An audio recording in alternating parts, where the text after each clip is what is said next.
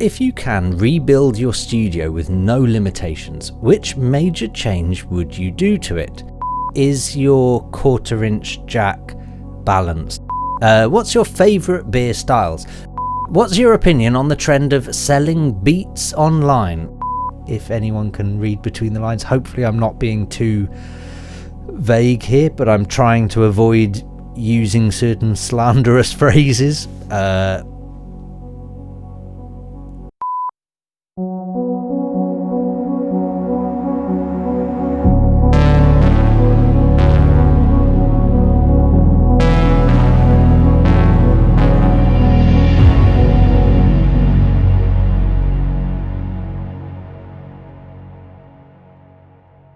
Hey guys, welcome to the Kane audio vlog. It is Friday. It's time for another Ask Me Anything.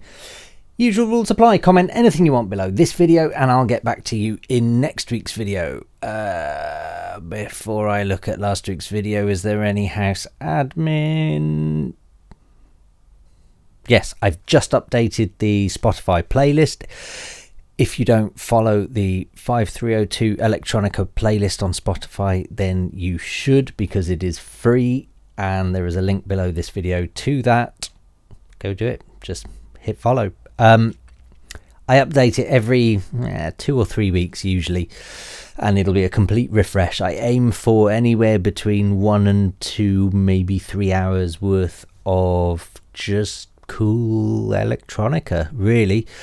I also, so it's clearly me that puts together that playlist. If you click on my name, it should show you my public playlists, of which there is also a 5302 archive, I think it's called. And that is where everything that's ever appeared on the playlist gets put afterwards. And it is currently standing at 493 songs. Would last you 45 hours and 6 minutes if you were to listen to that playlist in one go right now. So there we go.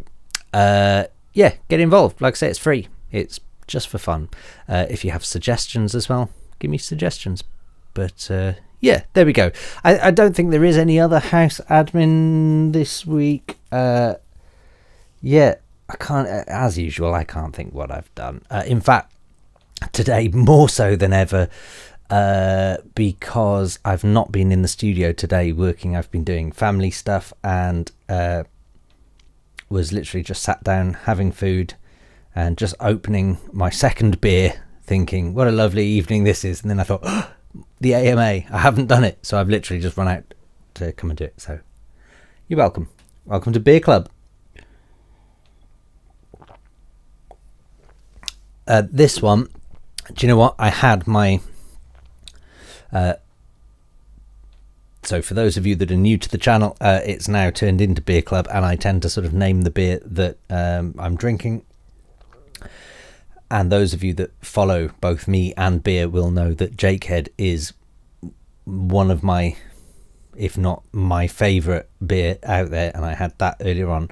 But I discovered a beer a couple of weeks ago that I can't pronounce because it's a super long Spanish name that's about 15 words forming a great big long sentence, but it's made by Cloudwater here in Manchester. Anyone who follows my Facebook stories and whatever will probably have seen me post about it. I reckoned when I had it the other week, I reckoned it was probably up there with Jakehead, and so this week I made sure I had both Jakehead and this in my fridge, and this is what I'm having now, having just had a Jakehead. And I waited until I had like an inch left of Jakehead and then started comparing them. Honestly, I can't pick out a winner, really, if you want to know. So there we go. I reckon it's a tie. So there we go. That's my beer update of this week. I'm on a quest to find the ultimate beer out there.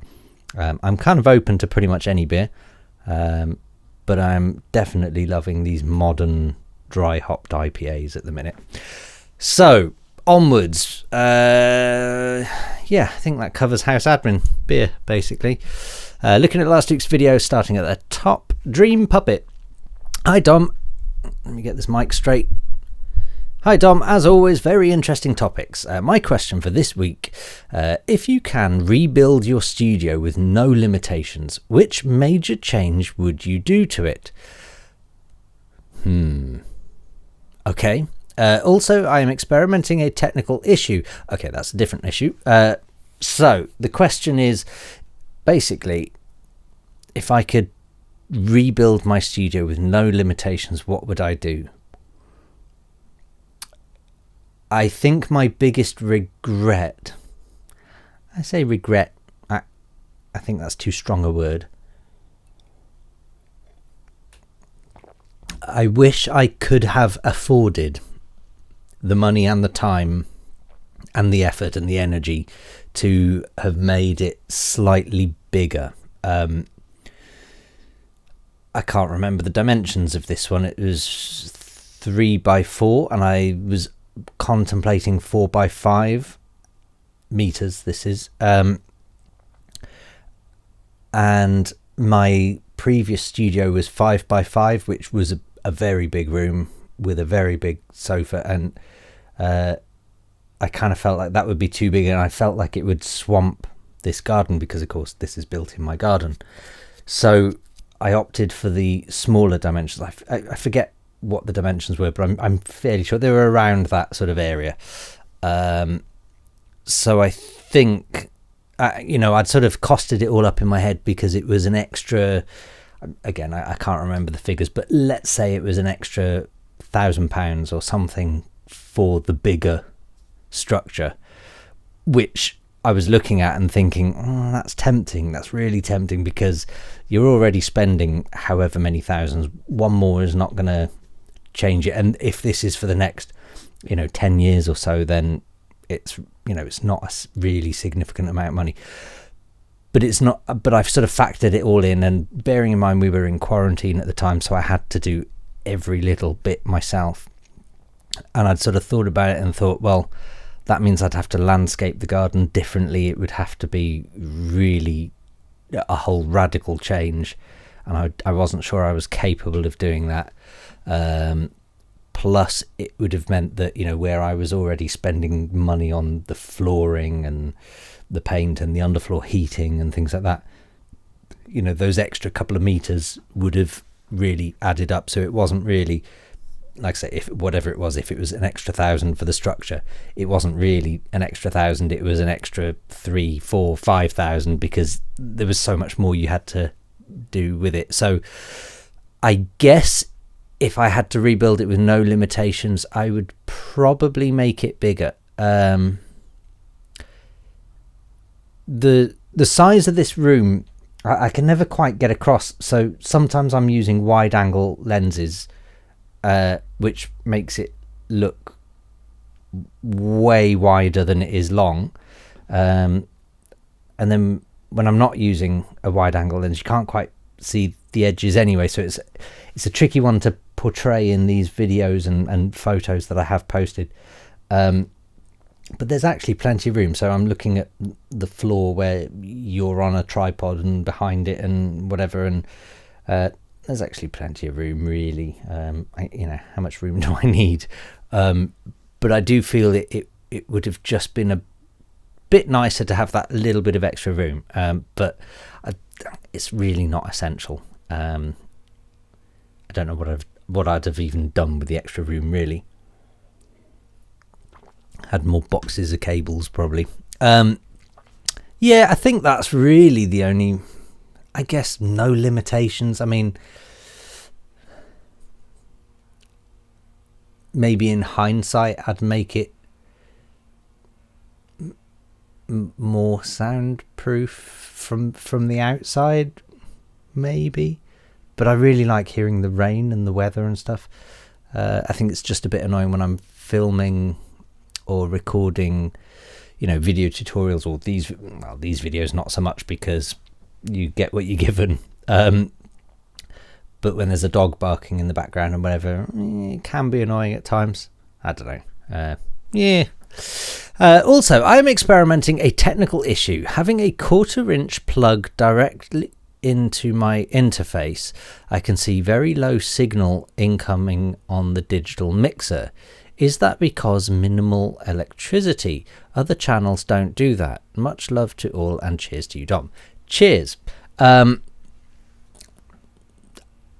So the first thing to check, is your 1/4 inch jack balanced? Is it a TS or TRS? You want to have a TRS, so it's the tip ring something starting with S. You want balanced cables, basically. So you need to make sure that your cables are balanced. The reason you have this is that it's basically allows an earth or grounding to be shared between devices. So even though all of your devices, or all of your main devices, will usually be grounded and earthed, you might find that you get slight phase issues, especially if one is on a slightly different phase to another. Then the earth might be a slightly different distance and different quality cables and blah blah blah blah blah. And so sometimes you'll get a bit of interference, and that will come through as a very low hum. I believe they call it the 50 hertz hum, even though it's actually 100 hertz. But there we go. Yeah, so it's probably that, but I guess I need more information. So it's plugged directly into your interface. What's on the other end of it? Because if it's a synth, and if it was, for example, a MIDI synth, that, you know, a USB powered synth, I should say, sometimes you will find that the synth needs grounding itself and therefore needs the power supply, or the power supply isn't grounded, and in which case the grounding of the synth might not be looping properly from your computer or interface or whatever it is. So I would check that. But first of all, check that your cable is balanced. You'll know if you Google TRS cable tip or whatever, you'll be able to see it. There's basically, it's to do with the bands. But yeah, you'll be able to see if it's balanced. If it's not balanced, then buy a balanced cable. That's the cheap, easy option, and they're not really much more expensive than any other 1/4 inch cable.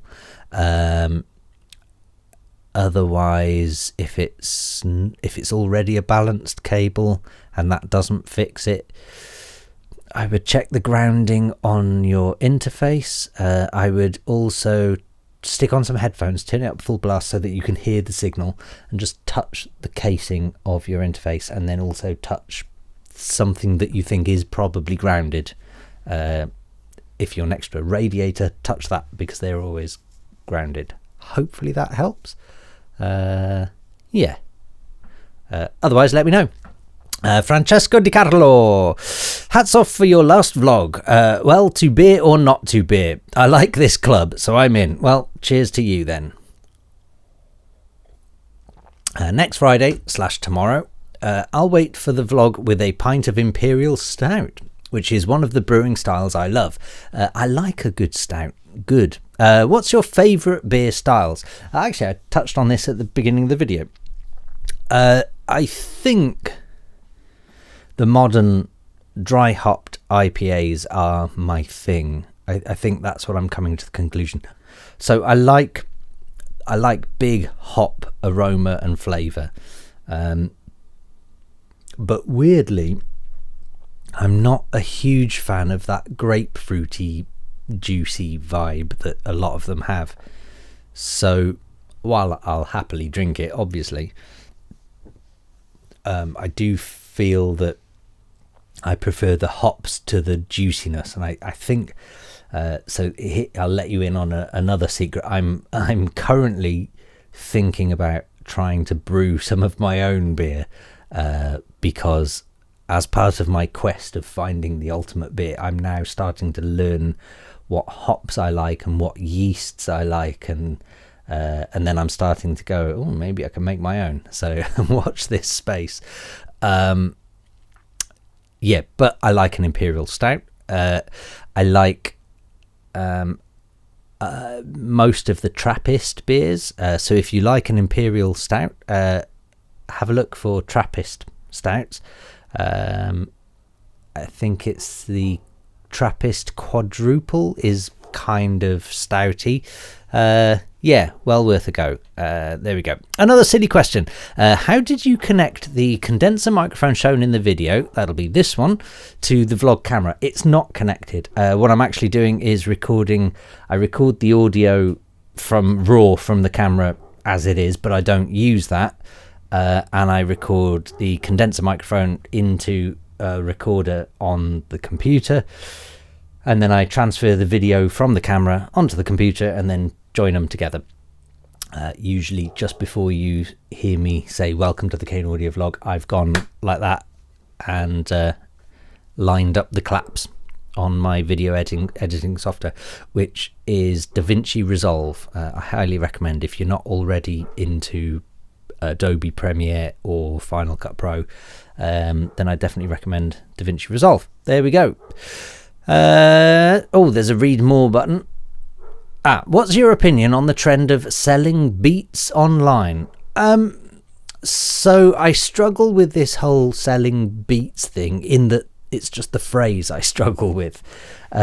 What do you mean by selling beats? Because to me, selling beats is selling loops packs of drum beats, which clearly everyone should, I hope, know that I'm clearly okay with that, as that's what I have done for a living for a long time. If you type my name in Loop Masters, there's probably a lot of packs that come up.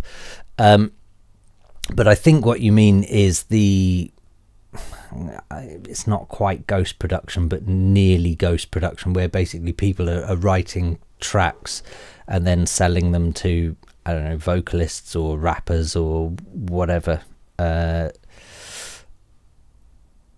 use as their own work or whatever. I don't know. I think, unfortunately, I think there's whenever anyone in the music industry starts making some money from something, whether that be loops packs or selling beats or ghostwriting or whatever, whenever there's any money being made, it seems like everybody in the world just jumps on it. And unfortunately, this has led to a lot of career changes for me, because there was a time where I was DJing comfortably and doing fine and whatever, and then all of a sudden everybody was a DJ. And while I would never want to take that away from people, it just made me go, okay, well, I'm not a fiercely competitive person. I like to do the things I do, and I like to just enjoy them for what they are. I'm not massively competitive. I think most people who follow me on social media will see that I'm not heavily into posting on social media. I like being social on social media, but I don't do it for the likes, and I don't there is no sort of agenda for these things, other than just being social and having a laugh. I posted today, if anyone follows me on Facebook, you'll have seen in my story, or Instagram and Facebook, I posted it. I was literally just playing around with the Moogs and just throwing some beats down and having some fun and whatever, and there's no agenda to that. There's someone actually messaged me about an hour ago asking if I was releasing that track, and I was like, actually no, it wasn't even a track. I was just messing around, and it's not a promo. There is no sort of guerrilla marketing going on here. I'm just having some fun.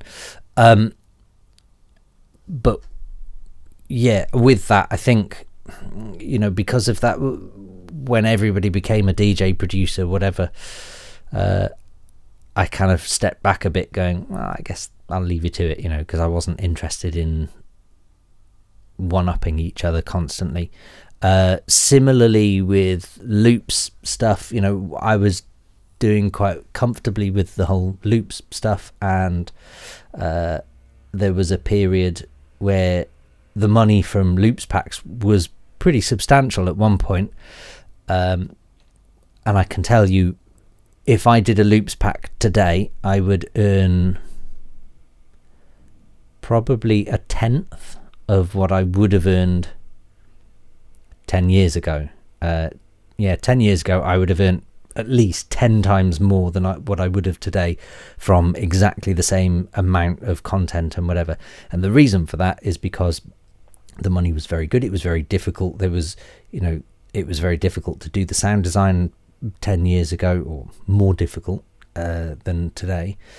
And there was a period where suddenly producers started releasing the odd loops pack and going, oh shit, there's some real money here, let's do loops packs. And everybody started doing loops packs, and then it just became saturated. And I think you'll probably find, I think anyone watching this, and I get the feeling, I don't really know who watches these videos, if anyone does at all, but I get the feeling that some of you are probably new to the industry, and I can imagine probably even you newest of people have seen trends hit where maybe there's a style of music or whatever that suddenly becomes really popular, and then for some reason in about 2 weeks everyone is doing that piece of music, and it's because one person got famous. So the classic example for me, but maybe it's showing my age, the newest example of this for me would be Skrillex doing dubstep. Now 20 years ago I lived in a place called Bristol, which is one of the places where dubstep was invented, and back then dubstep was just dub, it was proper dubstep, I guess, and Skrillex kind of changed it all and completely rewrote the books and did great with it, and that's fantastic for him. But clearly everyone in the world went, well, I'm doing that now, because they saw how much money he was making and how much fame and fortune he was getting off the back of this thing. And so everybody sort of jumped ship onto the whole bro step thing. And, I'm sure that's happened 100 times since, but I just don't follow that aspect of the dance music industry enough to care, to be honest. So yeah, I think that is probably my rant on my opinion of the trend of selling beats. I get it. Look, I get it. We all need to make money. We all need to pay bills. Me of all people knows that. It's difficult making money in this music industry. So I get it. But I think everybody needs to be a bit careful. And if it's something you're thinking of doing, I know there was a trend at one point for ghostwriting, which I think is how this whole sort of selling beats thing came into play. And all of a sudden there were websites where you could just preview a track and then buy it for 500 euros or whatever. I've seen them, and I've spoken to a few friends who have said, oh yeah, I might do that and whatever. And I've not been interested myself. But I also, of all the friends who have said that they might do that, not one of them has ever come back to me saying, oh, I made loads of money or whatever. So I feel like maybe the trend is that they could make lots of money, but the reality maybe is that they don't. Maybe I feel like it's the websites that sell them that make the real money, because they've got probably 1,000 different producers all making beats and selling them. Clearly the dog has got strong opinions on this again this week, as he does at this time every week, or every evening it must be, but I only notice when I'm recording videos. So I feel like with a lot of these trends, we have to be quite careful here, because similarly with the loops industry as well, the guys running the websites, it makes no difference to them whether they've got 10 producers making all the money or 1,000 producers making all the money. So long as the money's coming in, then it makes no odds to them. The difference is that if there's only 10 producers sharing that pot of money, those producers can live comfortably. If there's 1,000 producers sharing that pot of money, they don't have a pot to piss in. So I think we have to be careful with stuff like that. I'm always dubious of record labels that start suddenly signing loads of artists and releasing loads of tracks from all sorts of artists. Because I always think that's just saturation. To me, it's a sign of desperation. It's a sign of panic, or a sign of greed. So that's what I think of the trend of selling beats. If anyone can read between the lines, hopefully I'm not being too vague here, but I'm trying to avoid using certain slanderous phrases. So my lawyers told me. There we go, that's that. Next, Open Minds. Hi Dom, great video once again. A lot more natural and comedic this time around, which is refreshing. Drink more often. But was it comedic? I don't remember it being comedic. Or was I drunk? Do I remember? I don't know. Well, this is my second beer again, so hopefully this is going down well, because this is.